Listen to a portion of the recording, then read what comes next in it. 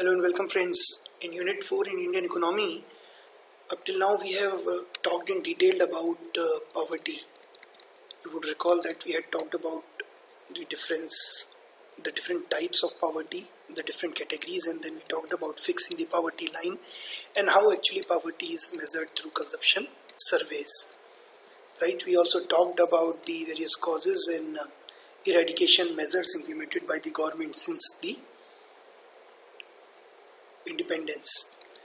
We also talked about economic inequality in the last session that we had, and we understood how it is a problem which can cause a lot of civil unrest and political instability in a particular country, and we understood that it is almost like poverty in the kind of negative impact that it can have on the economy of a country. Right? Now let us today talk about unemployment. This is the second module of this very unit on poverty and unemployment. So we'll be starting our discussion on unemployment, and in today's session we'll not only talk about what unemployment is, but we'll also talk about the different types of unemployment that are found, that are witnessed in a particular economy. Now let us first understand what do we mean by unemployment, and before that we need to understand what do we mean by workers. Now workers are those who are engaged in economic activities which contribute to the GDP of the country. So anything, if it contributes to the GDP of the country, gross domestic product of the country, then the entities engaged in it, those who are working to do that particular activity, those who are engaged in that particular activity, they would be considered to be workers. Fine. Let me tell you, for example, that if you are driving an auto rickshaw, or if you are offering cab service from here to Pithoragarh to Haldwani, for example, if you are a doctor, if you are a teacher, you are all contributing to the GDP of the country, and in that sense, you are workers. Within the workers, we have got different categories. We have got the blue collar workers, which are generally engaged in those activities which require physical labor. So maybe the shop floor employee in Ashoka Leyland or Parle, who is actually driving the screw into the holes, for example, or who is fixing the wheel in the vehicle. That is an example of a blue collar worker. And then we have got the white collar workers, which require more of intellectual labor. For example, a teacher would be an example of a white collar worker. A lawyer would be an example. A doctor would be an example of a white collar worker. So we can further categorize workers into blue collar workers and the white collar workers. Right? Now let me also tell you that in our families, many a times we find that the female member of the households, they stay back in the home and they take care of the family, they take care of the children, they also take care of the elderly, they provide them all with food in a timely fashion, they take care of the normal cleaning. So in a way they are also working. However, in India, whatever they do as part of their household responsibilities, that is not accounted for as part of the GDP, and hence, technically speaking, they are not workers. And this, you can understand, is a very big anomaly. Why? Because these ladies who are generally working in the household, they work for 12, 13, 14 hours in a day.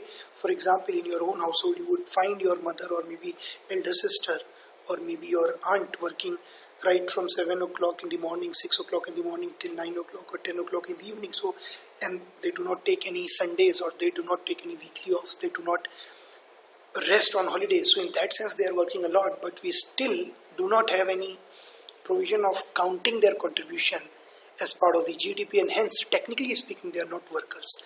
And let me tell you, there is a lot of opposition to this also, and you might in another 10 to 20 or 30 years you might see these kind of women who are taking care of the household responsibilities also being labeled as workers and their contribution taken into account while calculating the GDP of the country. Fine. So this was just a diversion to make you understand why household work in India is not considered to be part of the GDP, and why people involved in household work, it could be males also at times, they are not considered to be workers. Fine.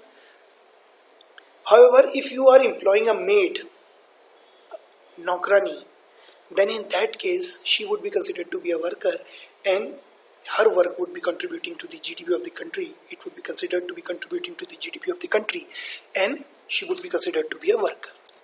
Now let us understand, now that we know what workers are, who workers are, we need to understand what do we mean by full employment. Full employment is whoever is willing to work. Now this is important. One has to be willing to work at prevailing wage rates, right? So if somebody is willing to work at whatever is the going wage rate, whatever is the wage rate, whatever is the wage being offered to him or her, then that particular person, if gets employed as per his skill set, this would be considered to be full employment, where nobody is unemployed. Fine. So let me give an example. Let's say after completing your graduation, you want to get married. There are so many of you who want to get married straight away rather than having a career ahead of yourself. So supposing some of you feel like this, though you should not be thinking like this, but supposing. So in a way you are not willing to work, right? It's not as if you want to work. Fine. So even if you are not unemployed, it would not make any change to the employment measurement, because you are not willing to work. But if somebody is there, there might be a classmate of yours who might be willing to work. She might be willing to work in a bank, right? And if she is able to bag a job, it would be considered full employment. People like her are able to get a job, it would be considered full employment. But if people like her, they are not able to get a job, then it would be considered to be unemployment. Fine. Generally this kind of situation does not exist in economies where everybody who is willing to work at prevailing wage rates, whatever wages are being given to workers in that particular market, so they are prevailing wage rates. So anybody who is willing to work at the prevailing wage rate, if they get job according to their requirement, according to their skill scale, then it would be considered to be full employment. But this does not happen. This is something that is ideal but does not seem realistic. It does not actually happen in the real life, right? Generally what happens in real life is underemployment. People are willing to work at the prevailing wage rate, but they are still not able to get the job as per their skill set. People are working, so they are working less than what they are willing to work. So maybe, for example, if they are willing to work 26 days in a particular month, leaving out the Sundays, for example, but they are not getting work for the whole 26 days duration, they are getting work only for 15 days. This would be an example of underemployment. And what would be unemployment? Unemployment is they are not getting to work at all. So here they were getting to work, but the work was less than what they wanted to do. But here they are not able to work at all because there is no job. There are no jobs. So this is an example of unemployment. Let me give an example. If somebody in Pithoragarh wants to work for 20 days in a month, and he or she gets the job, but they are only asked to come for 15 days in a month. They are only asked to work for only 15 days in a month. This would be an example of underemployment or unemployment. This would be an example of underemployment because he was willing to work for 20 days, but he was only able to get work for 15 days. Fine. This is an example of underemployment. Many a times this happens with so many laborers who work in the construction sector, specifically here in Pithoragarh. They might be willing to work across the month, but many a days they don't get any work. They are not offered any work by anybody. On the other hand, unemployment is when they do not at all are given any work. They are unable to get any work at all. Then that is an example of unemployment. So I hope you understand the difference between unemployment and underemployment. As somebody who is seeking a job, what would be preferable to you, underemployment or unemployment? You would always prefer underemployment. You would prefer employment, but in case you have to choose between underemployment and unemployment, in an economy also you would prefer underemployment. Unemployment is people who are seeking job and they are willing to work. They simply do not get the job that they are looking for. So that is an example of unemployment. Fine. As I said, this is not realistically achievable in an economy, at least some people generally remain unemployed. But this is something that is to be witnessed on a regular basis. Now let us talk about the different types of unemployment. Number one is functional unemployment. Functional unemployment is temporary.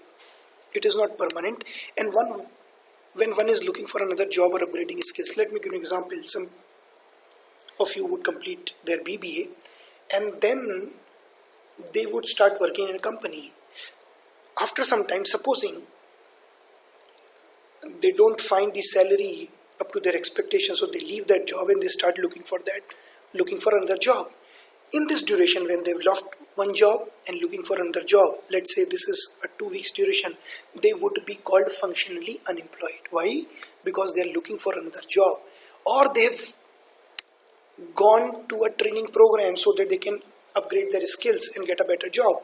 So it may so happen that some of you, after working for 6 months, 7 months, then you decide that you should go for your MBA so that you could upgrade your skills and get a better paying job. So you go for a 2-year sabbatical, you go for a 2-year leave, and you try to complete your MBA in those 2 years. Now during this period you would be considered to be functionally unemployed. Why? Because you are upgrading your skills. So that is why you would be considered to be functionally unemployed. Now what is structural unemployment?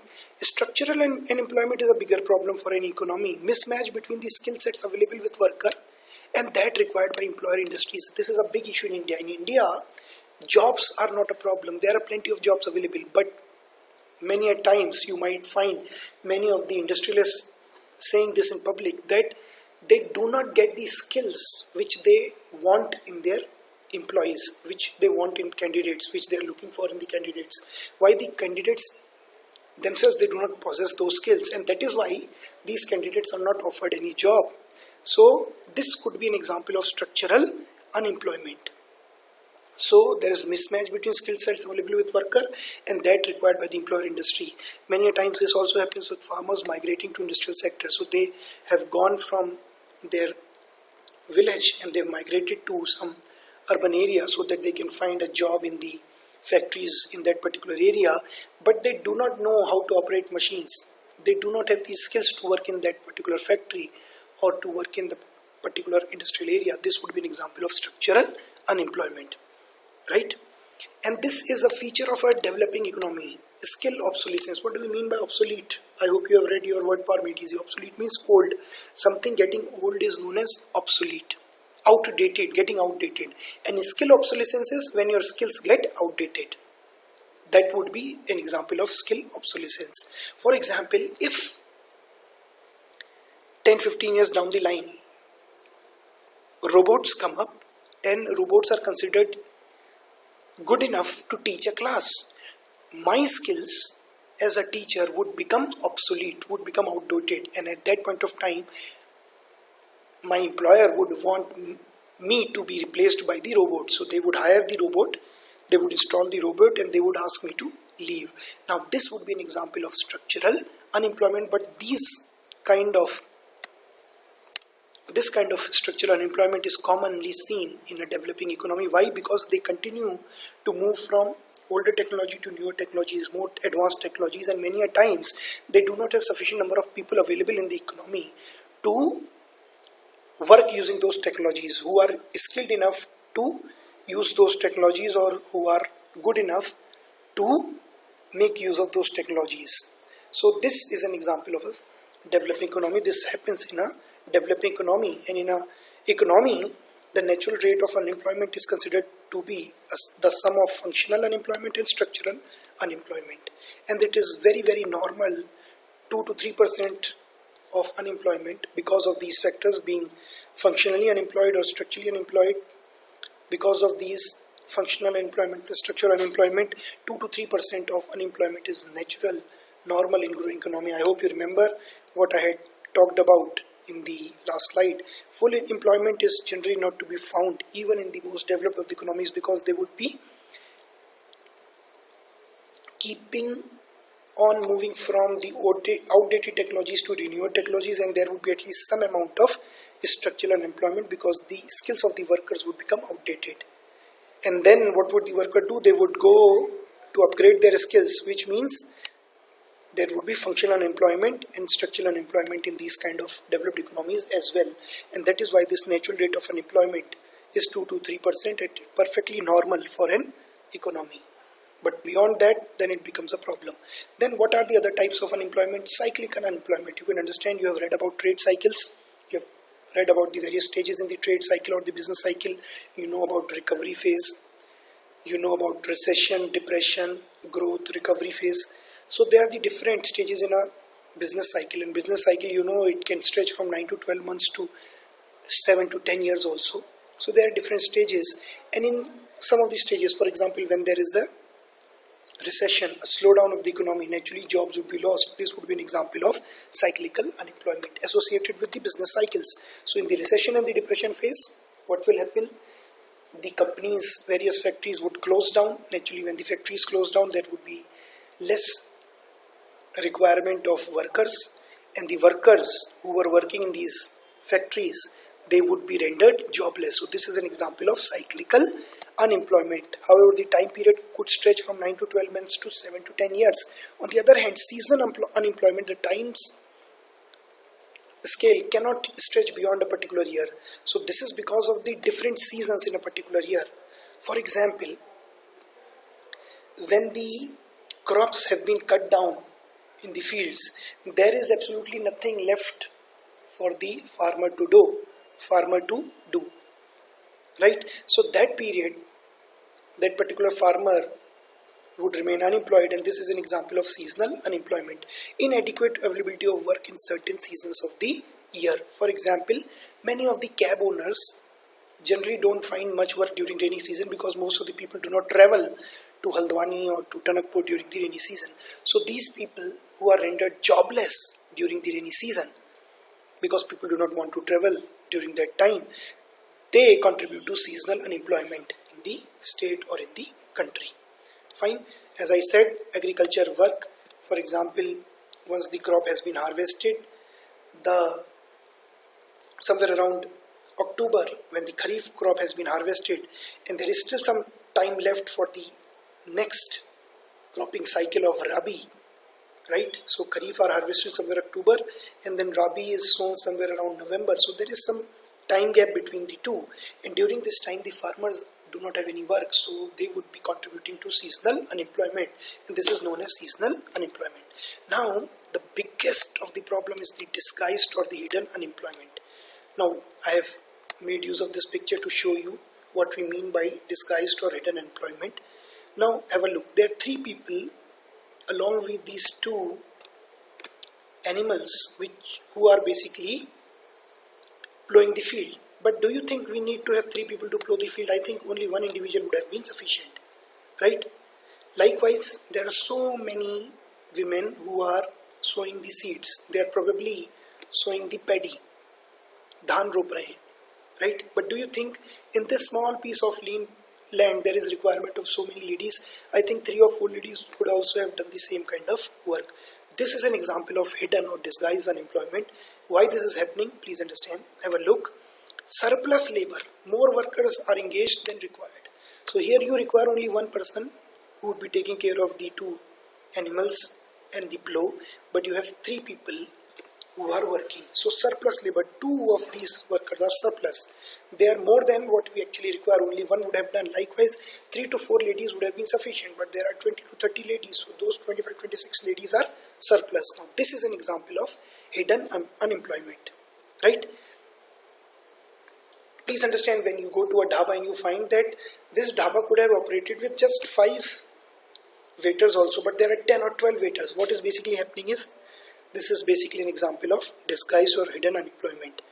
Fine, because the labor is surplus, more than you require. You need only 5 waiters, but 12 waiters have been recruited. Fine. And is it good for these 12 waiters? No, it is not good, because the amount of money that would be spent by the dhaba owner on their salary would remain the same, be it the 5 waiters, be it the 12 waiters. So if rupees 5,000 is being spent, I'm just giving an example, is being spent on these 5 workers, 5 waiters, even if 7 more join and there are 12 waiters now, the same amount would be used to pay salaries to the 12 waiters, and in that case the average income of one waiter would reduce. While in case of just 5 waiters, everybody would take home rupees 1000, while in case of 12 waiters, everybody would take somewhere around 800 or 700 rupees. So in that sense it is not good for the workers also, right? Marginal productivity of surplus labor is zero. I hope you know about what marginal productivity, marginal revenue and marginal cost is. Marginal productivity means when you add one more worker, right, there is not any significant increase in the output. The output does not increase at all. So had I had only one worker here, the output would have been the same. Now I have 2 more workers, but the output is still the same. So adding these 2 workers is not adding to the productivity, is not adding to the output. So the marginal productivity is zero. Likewise, had there been only 4 ladies working in this field, their overall output would have been the same. But I am adding 20 more ladies, but the output is not changing. There is no net change in the output. Net change in the output is zero. This is what we mean by marginal productivity being zero. So I could have done with these 4 ladies also, but I have hired 26 more people. Their net productivity gain is zero, and so disguise your hidden unemployment also is not good for the employer, because for them the productivity is not increasing. Hiring more dhaba waiters is not increasing my productivity, so not good for the owner also. So this is what disguised or hidden unemployment is. And why it is called hidden? Because though people seem employed, but in a way they are not employed. They are simply becoming surplus labor. They are not adding to the productivity. So though actually only 4 people would have been employed here, but we see 30 people. But in effect, these remaining extra 26 people are not adding anything to the output, and hence in a way they are unemployed. Fine. That is why it is known as hidden unemployment. So thank you very much for your time. We have understood how different types of unemployment can be found, can be witnessed in an economy. Thank you very much.